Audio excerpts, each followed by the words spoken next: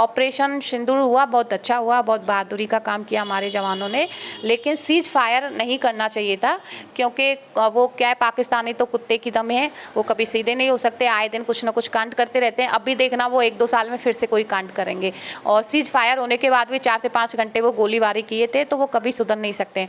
नमस्कार, अभी हमारे साथ एकता तिवारी हैं जो पहलगाम घटना के पहले ये घूमने गई थी और इनके साथ जो बदसलूकी हुई थी उन्होंने मीडिया के माध्यम से सब कुछ बताया। लेकिन उसके बाद, अटैक के बाद, आपको बताऊं कि ऑपरेशन सिंदूर हुआ, सीज फायर हुआ। इसके बाद कुछ दिन के बाद इनके पास मैसेज आता है, पाकिस्तान के नंबर से मैसेज आया, और अब इनको मैसेज आने के बाद यहाँ की लोकल टीम, पुलिस प्रशासन के लोग भी आए। क्या कुछ पूछे हैं, क्या कुछ जानकारी है, हम इन्हीं से जुड़ेंगे, बातचीत करेंगे। मैम, क्या कुछ हुआ? अभी पाकिस्तान के नंबर से आपको मैसेज आ रहे हैं, क्या कुछ अपडेट है?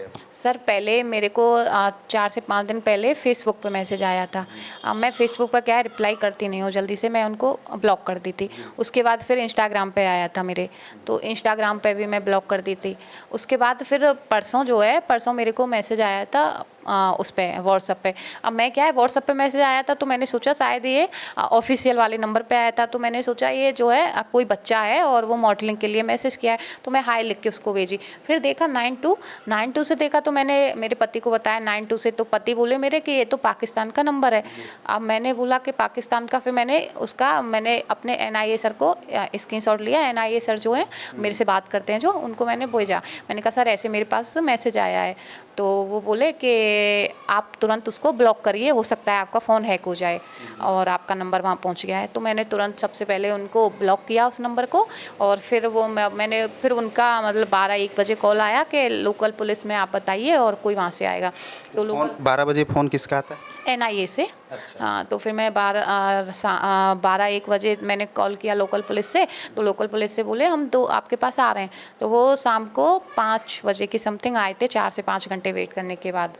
तो फिर मैंने बोला जी सर, आप ऐसे ऐसे मेरे साथ हुआ है, मैसेज आया है। तो वो बोलते हैं आप अपना फ़ोन नंबर चेंज कर लीजिए। और मैंने कहा, प्रशासन के लोग बोलते हैं और जीमेल वगैरह अपनी हटा दीजिए हो सके तो। मैंने कहा कि सर ये है ना मेरा ऑफिशियल नंबर है, और मेरा एजेंसी भी इसी से चलता है, जो मेरी मॉडलिंग एजेंसी है, और मेरे जो बैंक अकाउंट में भी यही नंबर है, तो मैं कैसे इसको चेंज कर दूँगी? मैं नंबर चेंज नहीं कर सकते। बोले कुछ दिन के लिए आप इस फ़ोन को रख दीजिए, कोई और फ़ोन ले लीजिए। तो मेरे को ये बात विदाउट सेंस की लगी कि आपको वहाँ पे मेरे को सेफ्टी देनी चाहिए, आपको ध्यान देना चाहिए, हाँ, नंबर की जांच पड़ताल करनी चाहिए कहाँ से कैसे मैसेज आया है, और आप वहाँ पे मेरे को ही बोल रहे हो कि फ़ोन वगैरह बंद कर लो। और फिर उसके बाद जो है रिटर्न में वो सारी चीज़ें लिख के लेके गए। फिर कल भी 8 से 10 बार फ़ोन आया था सारी चीज़ें लेने के लिए। अच्छा, जब आपके फेसबुक और इंस्टाग्राम पे मैसेज आता है तो और व्हाट्सएप पे, तो क्या सेम नाम था इंस्टाग्राम पे भी और फेसबुक पे भी? हाँ, सेम था, तभी तो डाउट हुआ। एक्चुअली में क्या है, मेरी 2 आईडी चलती है, एक आसी नाम से मेरा घर का नाम है, और एक मेरा जो ऑफिशियल नाम है एकता वाला। तो मेरी उनसे आईडी चलती है, जो एकता वाला नाम है ना, उस पे आया था, और उसी इंस्टा पे और उसी पे। तो फिर इसलिए मेरे को थोड़ा डाउट वाला लगा, और वही फेसबुक पे आया, फिर वही इंस्टाग्राम पे आया, और फिर वही मेरे को मैसेज व्हाट्सएप पे करता है। सेम चीज़ तीनों जगह? तीनों जगह सेम ही। तो क्या कुछ केवल हाय ही लिख के आता था कि और कुछ बात करने की वो कोशिश कर रहे थे? सर, तीनों जगह हाय लिख के आया था। हाय लिख के आया, मैं तुरंत उनको ब्लॉक करती गई, उधर भी ब्लॉक किया। फिर तीसरी बार जब मेरे इंस्टा पे आया तो मैंने भी हाय लिखा, मैं हाय। तो फिर वो हाय के बाद वो जो है मेरे को कुछ रिप्लाई नहीं किया। वो उससे पहले टिक उतना डबल टिक हुआ था, ब्लू नहीं हुआ था, उसके पहले मैं उसको ब्लॉक कर दी थी। हाँ। तो फिर अभी जो ये ऑपरेशन सिंदूर हुआ, इसको लेकर के क्या कुछ आप कहेंगे कि ये जो सरकार ने अपना पूरा एक्शन दिखाते हुए काम किया और जवाब दिया, ये सीज़ फायर होना चाहिए था कि नहीं होना चाहिए? आपके एंगल से क्या लगता है? क्योंकि ये पाकिस्तानी लोग जो हैं ये बराबर ऐसी गलतियां करते रहते हैं, माफ़ी मांगते हैं, करते रहते हैं, तो क्या कुछ कहेंगे? मैं कहूँगी कि ऑपरेशन सिंदूर हुआ, बहुत अच्छा हुआ, बहुत बहादुरी का काम किया हमारे जवानों ने, लेकिन सीज फायर नहीं करना चाहिए था, क्योंकि वो क्या है, पाकिस्तानी तो कुत्ते की दम है, वो कभी सीधे नहीं हो सकते, आए दिन कुछ ना कुछ कांड करते रहते हैं। अभी देखना वो 1-2 साल में फिर से कोई कांड करेंगे, और सीज फायर होने के बाद भी 4 से 5 घंटे वो गोलीबारी किए थे, तो वो कभी सुधर नहीं सकते हैं। अभी वो सीज फायर उन्होंने किया, वो इसलिए एग्री हुए कि उन्हें थोड़ा सा टाइम चाहिए था जिससे और भी गन्स वगैरह, बारूद वगैरह खरीद सकें, क्योंकि वो समझ गए थे हिंदुस्तान के पास बहुत ज़्यादा पावर है तो वो खरीद सकें, इसलिए वो थोड़ा सीज फायर के लिए एग्री हुए थे। लेकिन मैं अब भी 90% कह सकती हूँ कि वो आगे भी कुछ ना कुछ हमला करेंगे, क्योंकि पुलवामा में जो हमला हुआ था, 42 हमारे यहाँ के सैनिक मारे गए थे।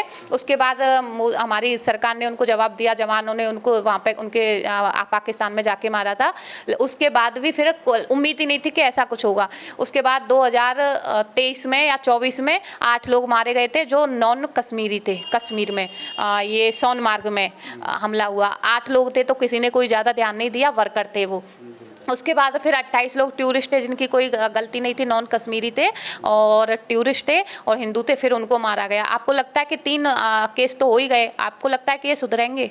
एक और चीज़ आप बताइए कि आपको अभी क्या मतलब ये फील कर रहे हैं कि डरी सहमी है या पाकिस्तान से कुछ धमकियां मिलने के चांसेस हैं जो अभी आपके नंबर पे बराबर कांटेक्ट किया जा रहा है? सर डरी तो मैं अपने लिए तो नहीं हूँ, बच्चों के लिए, फैमिली के लिए डरी हुई हूँ, और डरती तो मैं नहीं हूँ क्योंकि मैं हिंदुस्तानी हूँ और ऊपर से हिंदू हूँ, तो डर किस बात का। और अगर उनको मेरे को मैसेज वगैरह करना है तो पहले उससे पहले हमारे यहाँ के जवानों से लड़ें, उसके बाद मेरे को मैसेज करें, और मेरे को मैसेज करने से कोई फ़ायदा नहीं है क्योंकि मैं ज्योति मल्होत्रा नहीं हूँ।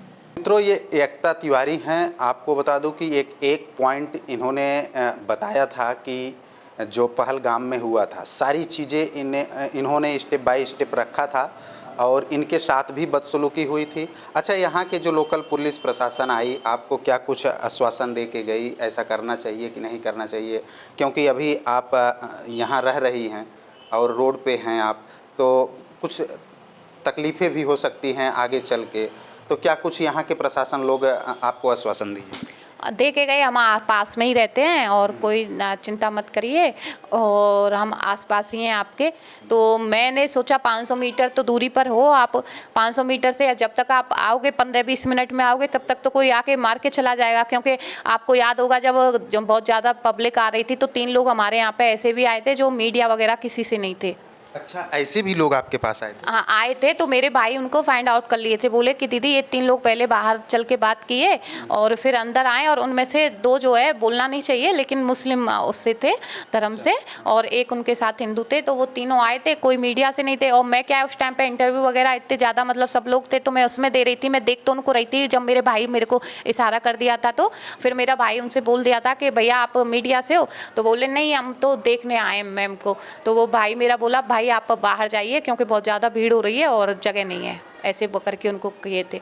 उन्होंने कुछ यहाँ पूछा था आपसे आने के बाद, जैसे जानकारी ली थी कुछ? हाँ, वो फोटोज़ वगैरह देख रहे थे, कौन कौन से फ़ोटोज़ हैं। अच्छा, फोटो देख रहे हैं? हाँ, आपके मोबाइल में? मेरे मोबाइल में। वो तो मैं मोबाइल अपना हर समय हाथ में रखती हूँ, क्या पता वो मेरा मोबाइल छीन के जाते या कुछ भी हो सकता है, लेकिन उस टाइम पे उनको मौका नहीं मिला क्योंकि मीडिया से कम 10 से 15 लोग उस टाइम पे घर पे थे। तो पता नहीं चला अभी तक वो कौन लोग थे? केवल जनरली ऐसे आप लोग ये पता सर जब चलेगा ना, ये काम तो हमारी लोकल पुलिस का है, सिक्योरिटी का है। तो आपने इन्फॉर्म किया? इन्फॉर्म सबको करते हैं, लेकिन वो लोग सीरियसली लेंगे तब कुछ होगा ना, सीरियसली नहीं रहते हैं, वो तो खुद ही सेफ नहीं है। मैंने अभी सुना कि पिकअप के नीचे आके कोई उनको कुचल के चला जाता है, कोई किसी को एक्सीडेंट करके चला जाता है, तो वो खुद ही सेफ नहीं है, हमें क्या सेफ रखेंगे? इसलिए मैंने तो सोचा है खुद की सेफ्टी खुद के हाथ में है। बाकी आप केंद्र सरकार और राज्य सरकार से क्या कुछ मांग करेंगी अपने सुरक्षा को लेकर? सर पहली मांग तो मेरी ये है कि मेरे मैटर को सीरियसली लिया जाए और ये मजाक में न लिया जाए, और मैं ये मांग करती हूँ कि मेरे को सिक्योरिटी प्रदान की जाए, मेरी सेफ्टी का ध्यान रखा जाए और मेरी फैमिली की सेफ्टी का ध्यान रखा जाए। मित्रों, हमारे साथ एक खास बातचीत करने के लिए एकता तिवारी जी जुड़ी थी, जो पहलगाम और ऑपरेशन सिंदूर जो हुआ था उस घटना के बाद इनके पास कुछ मैसेज आते थे और मैसेज आए थे, और मैसेज आने के बाद इन्होंने जो सब इन्फॉर्म किया, एनआईए को इन्फॉर्म करने के बाद लोकल पुलिस पहुंचती है, इनसे भी जानकारी लेती है। जानकारी के बाद क्या कुछ था, इन्होंने अपना अंदाज अपने बेबाकी के साथ बताया। बाकी अभी इन डरी सहमी हैं, और इस वीडियो पे आप लोगों की क्या राय है कमेंट बॉक्स में प्रतिक्रिया ज़रूर दीजिएगा। मिलते हैं नेक्स्ट वीडियो में नई खबर के साथ। जय हिंद, जय भारत।